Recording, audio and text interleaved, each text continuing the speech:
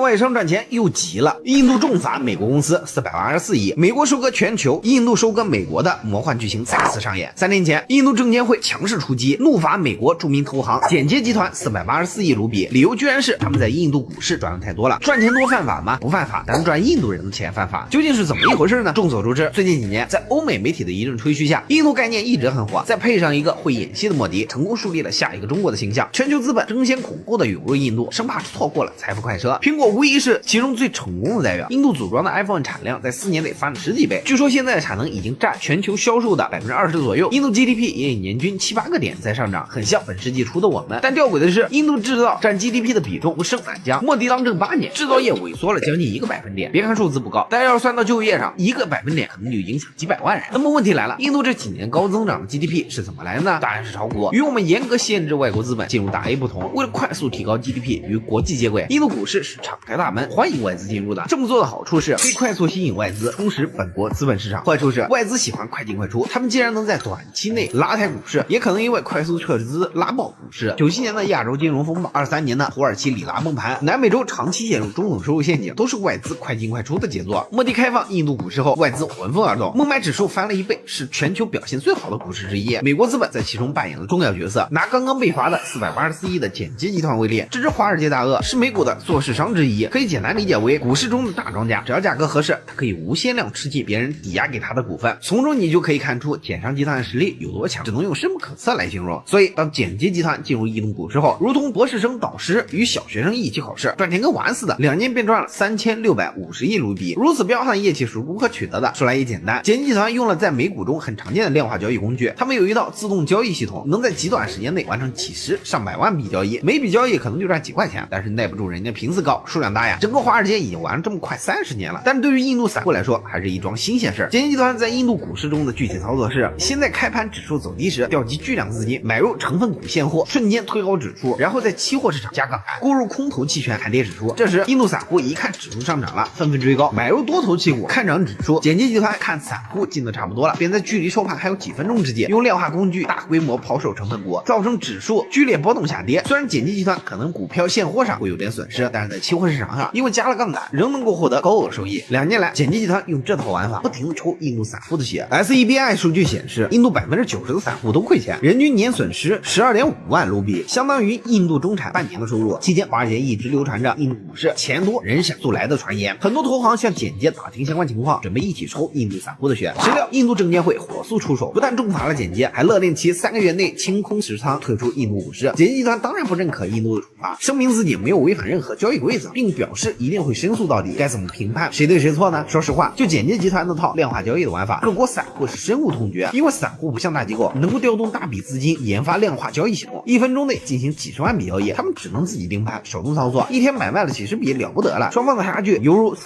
戶還停留在冷兵器時代，但是機構已經開着 B2轟炸機了，這仗怎麼打？不過量化交易又是合法的，它沒有違反任何規則，沒有內幕交易，沒有操控股價，只是用的工具先進了一點點。印度政府急的可能不是簡潔搞量化交易，而他們本國沒有人能夠做量化交易，錢都被外國機構賺走了，這是印度人無論如何也無法接受的。那麼怎麼辦呢？只好再做一次外企坟場了，通過強制手段讓簡潔把錢吐出來，表面上在保護印度利益，實際上只會讓外資對印度失去耐心。以後外企每賺到1分錢，都會快速轉回母國，絕對不在印度停留。這也是我為什麼一直不看好印度的原因。印度上層的目光非常短淺，而且有着變態般的自尊心，總覺得讓外國人賺了錢自己就虧了。經濟學的水平和董行差不多，卻不知道只有讓外商賺了錢，他們才會在印度投更多的錢，帶來更先進的生產技術，推動印度社會的整體進步。一個不懂得暫时隱忍、分析紅利的發展中國家，注定永遠發展不起來。這裡是率真財經，一個有溫度、有深度的財經博主，歡迎大家關注主頁，有更多精彩視頻。我們下期節目再會。